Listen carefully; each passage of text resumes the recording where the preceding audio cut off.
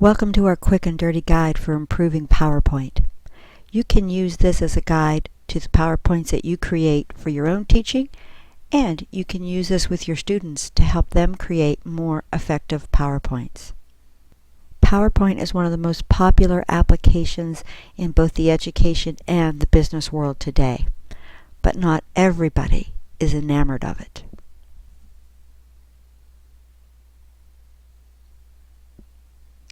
For some reason, Steve Jobs didn't really think PowerPoint was a useful tool. I don't know that I agree with Steve Jobs, but I do know that most PowerPoints need a little bit of improvement. After all, styles change. You certainly wouldn't wear this outfit to work tomorrow. So what we have done with PowerPoints in the past and what we need to do with PowerPoints today has to be different, because PowerPoints now need to appeal to people who are more sophisticated digitally. And we're going to see in this quick guide just how you can do that. In our next PowerPoint slide, you're going to see what I would consider the typical old-fashioned use of PowerPoint. I found this slide online as part of a student's presentation. It has a background color, a bold headline, bullet points, and a picture. I can see that a student, particularly one giving a speech, for example, would think that they had used PowerPoint very effectively. But if you look here, this slide has really no impact to you as a viewer. And what you want to do as a speaker is get your audience to be right there with you, to appeal to their emotional side and to their visual side. Here, the colors are somewhat offensive because they're so bright.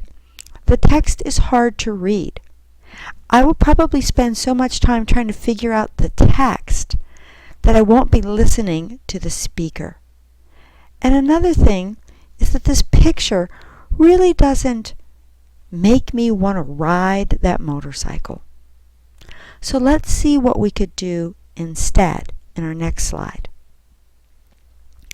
This slide is very little text. It has a bright white background and a large motorcycle. You're immediately drawn to the motorcycle. Are the facts here? Absolutely not. We don't know the CCs anymore, and we don't know about the seat, but that's because the people will hear you say about those seats. Not everything on a PowerPoint needs to be something that's copied, and that takes a while for people to understand. The new style has more white space, pictures that don't look like a square, and bigger, bolder headings. It also has a lack of text and maybe even a lack of bullet points.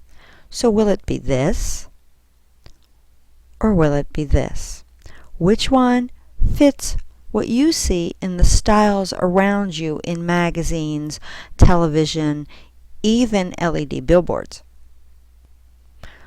Most of us are teachers and not designers, so it's sometimes hard to understand what are we supposed to be doing. We're not fashionistas. What's the new style? But there are places that you can turn for help. Presentation Zen is both a website and a series of books, and you can get information about them in our link where we have additional information posted. But Presentation Zen is a very well-known group that will give you great ideas for how to improve your PowerPoint. Let's see a couple example pages from their book and their website. Here's the old style statistics slide. And you're probably struggling reading this right now because you notice that background competes with the text. The text is written in paragraph style. The graphic doesn't really have anything to do with the statistic. 72% of the part-time workers in Japan are women. That's the point we want to get across. So we have somebody pulling somebody else up on a statistical arrow. It really doesn't work. Here's what Presentation Zen suggests for that same statistic. Notice that in this new style of a statistics slide, you have not as much text, one little snippet of a headline, and then a graphic that actually portrays the statistic itself. Now, I recognize that this isn't the sharpest, clearest picture, but I think you do definitely get the difference between the old style and the new style. The old style tends to follow a rule that many of us learned called the 6x6 rule.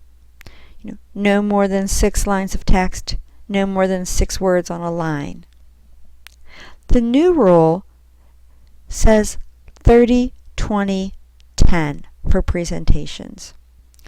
A presentation should never last more than 20 minutes. It should really never have more than 10 slides. And the font size should always be at least 30 points. Now that's kind of an extreme rule. Okay, 30, 20, 10, 10, 20, 30, however you want to phrase it. But it moves you from that old style to the new style. And that's a rule you can read in a book called Slideology. Okay? 30, 20, 10. Let's see some other tips for how we can improve our PowerPoints. Most of you have probably heard the phrase death by PowerPoint. Actually, death by PowerPoint doesn't really mean that you need to give up PowerPoint. It just means that you need to reuse it a little bit. Let's look at this presentation, which was not my design. It's one that I will have a reference to in our course, but let's see the very valuable points that they give us. First of all, don't let this be you where you put every word that you're going to say on your slide. Nope, you won't have to memorize. But on the other hand, people will now be looking at your slide when you want them looking at you. And you want their attention with you. You want to engage them.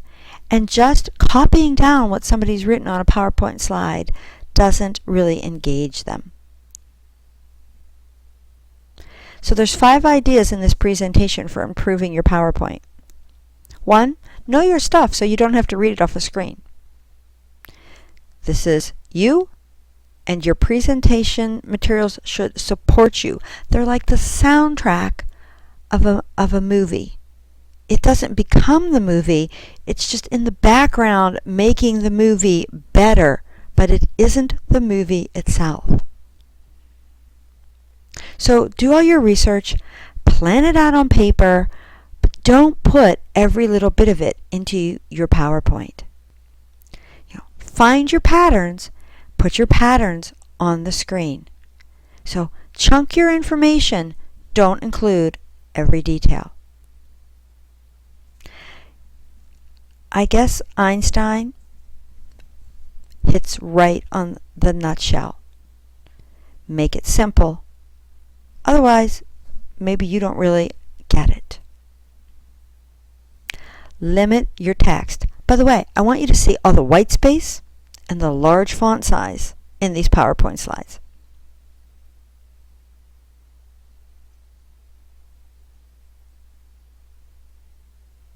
So if you're familiar with the TED series, you know that you really should be listening to the person who has so much to say. And then there's your background, your music to your movie that's intensifying what's going on. The key is to find great visuals, but that's not really that hard when you have the full internet as your resources. That's a great visual. Don't give me a statistic about child abuse when you can show me that picture. Okay? So communication is really all about emotion. Like him or hate him, it's something that Bill Clinton has always been able to grasp. Another great visual.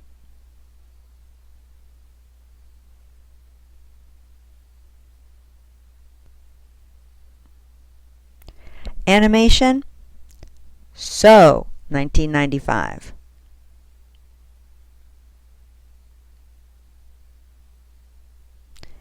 It's all about the visual. If a picture increases retention from 10% to 65%, there's nothing else I need to say. And you know you can turn to Flickr and similar sources to find those pictures. Keep It Clean isn't about a dirty joke. It's about your PowerPoint. Remember the motorcycle? Green, yellow, bullets, compared to one picture of a motorcycle.